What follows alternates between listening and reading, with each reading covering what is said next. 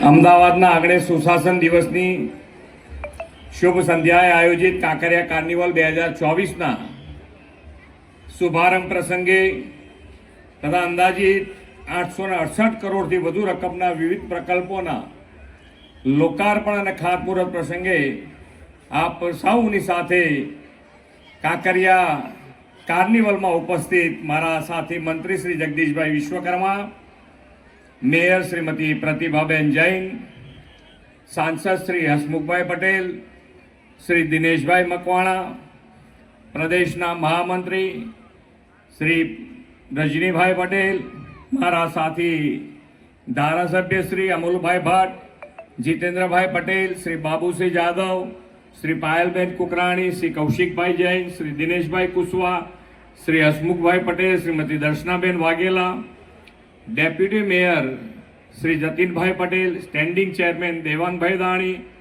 પક્ષના નેતા ગૌરાંગભાઈ પ્રજાપતિ, દંડક શ્રીમતી શીતલબેન ડાગા, પૂર્વ પ્રદેશના સહકોષાધ્યક્ષ શ્રી ધર્મેન્દ્રભાઈ શાહ, પૂર્વ મેયર શ્રી અશિતભાઈ વોરા, શ્રી કિરીટભાઈ પરમાર, શ્રી કાનાજી ઠાકોર, વિવિધ કમિટીઓના ચેરમેનશ્રીઓ, ચૂંટાયેલા જનપ્રતિનિધિ, સંગઠનના પદાધિકારી, મ્યુનિસિપલ કમિશનર, ઉપસ્થિત અધિકારીગણ, ઉપસ્થિત સૌ નાગરિક ભાઈઓ બહેનો, પ્રેસ મીડિયાના મિત્રો, સૌને મારા નમસ્કાર। આજે 25મી ડિસેમ્બર આપણા શ્રદ્ધેય પૂર્વ વડાપ્રધાન સ્વશ્રી અટલ બિહારી વાજપેયીજીનો જન્મદિવસ છે। વિશ્વ નેતા અને આદરણીય વડાપ્રધાન શ્રી નરેન્દ્રભાઈ મોદીની પ્રેરણાથી આ દિવસને 2014થી આખો દેશ સુશાસન દિવસ તરીકે ઉજવે છે।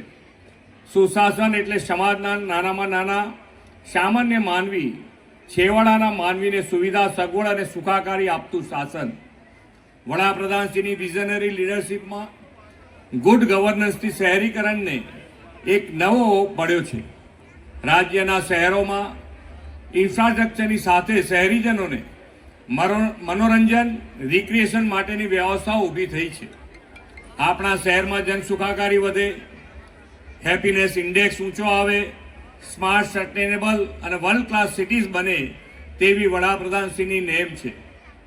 તેમણે આ માટે અમદાવાદને સાબરમતી રિવરફ્રન્ટ, અટલ બ્રિજ અને જાપાનીઝ ઝેન ગાર્ડન જેવા નવીન પ્રકલ્પો આપ્યા છે। સામાન્ય પરિવાર અને શ્રમજીવી પરિવારના બાળકોને મનોરંજન માણવા મળે તે માટે આ કાંકરિયા કાર્નિવલની પહેલ તેમણે કરાવી છે। પહેલાં કાંકરિયાની ઓળખ તળાવ કાંઠો, નગીનાવાડી, માછલીઘર, બાલવાટિકા અને પ્રાણી સંગ્રહાલય એ જ હતી। શ્રી નરેન્દ્રભાઈ આ તળાવની કાયાપલટ કરીને કાંકરિયાને નગરોત્સવનું કેન્દ્રનું સ્થાન બનાવવાનો શ્રમયજ્ઞ શરૂ કર્યો છે। તેમના આગવા વિઝનથી 2006માં ₹36 કરોડના ખર્ચે કાંકરિયા લેક ફ્રન્ટનું નિર્માણ કરવામાં આવ્યું છે। આદરણીય વડાપ્રધાન શ્રી નરેન્દ્રભાઈ મોદીએ 2008માં શરૂ કરાવેલા કાંકરિયા કાર્નિવલ હવે તો દર વર્ષે ડિસેમ્બર મહિનામાં લોકો આતુરતાથી રાહ જોતા થયા છે। આ કાંકરિયા કાર્નિવલ સામાન્ય બાળકો માટે મનોરંજનની સાથે સાથે પોતાની ટેલેન્ટ બતાવવા માટેનું સ્ટેજ બન્યું છે।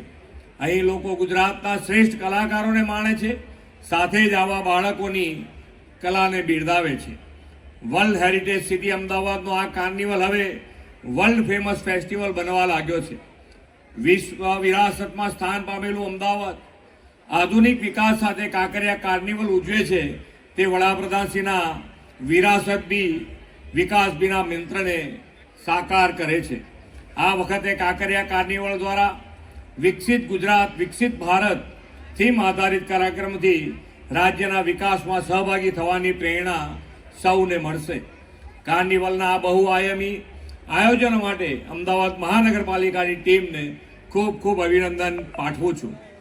શહેરી વિકાસ કેવો હોય, વધતા શહેરીકરણ સાથે વિકાસ કેવી રીતે થાય તેનું ઉદાહરણ આદરણીય વડાપ્રધાન શ્રી નરેન્દ્રભાઈએ પ્રસ્થાપિત કર્યું છે। લોકોને ઇઝ ઓફ લિવિંગ એટલે શું એ સમજાયું છે અને ઇઝ ઓફ લિવિંગ હવે પ્રાયોરિટી બની છે।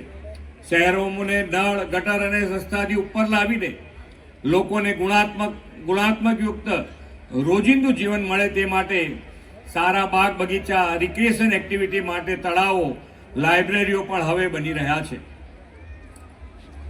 શહેરની વિકાસની આ યાત્રાને આગળ વધારતા આજે અમદાવાદ શહેરમાં 867.66 કરોડ રૂપિયાના વિકાસ કામોનું લોકાર્પણ અને ખાતમુહૂર્ત થયું છે.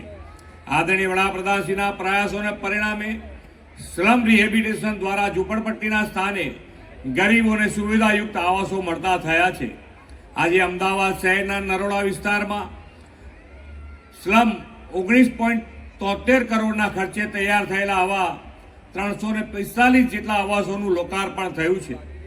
વિવિધ વિસ્તારોમાં જિમ્નેશિયમ, બાગ બગીચા, water distribution, pumping station, STP જેવા વિવિધ 34 જેટલા કામો પણ નગરજનોને મળ્યા છે. આ વિકાસ કામો અમદાવાદ શહેરના નાગરિકોના જીવનમાં સુખાકારી વધારશે એવો મને વિશ્વાસ છે. આપણે પણ વધુ સુખાકારી માટે કાર્નિવલ દરમિયાન સ્વચ્છતા જાળવીએ, પાણીનો બગાડ ન કરીએ અને આપણા અમદાવાદને સ્વચ્છ, સુઘડ અને રળિયામણું રાખીએ.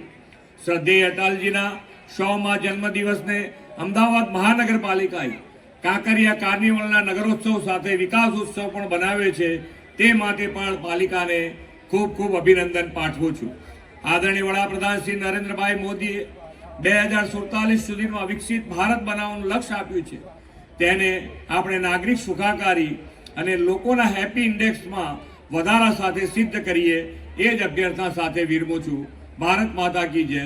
વંદે માતરમ. જય જય ગરવી ગુજરાત.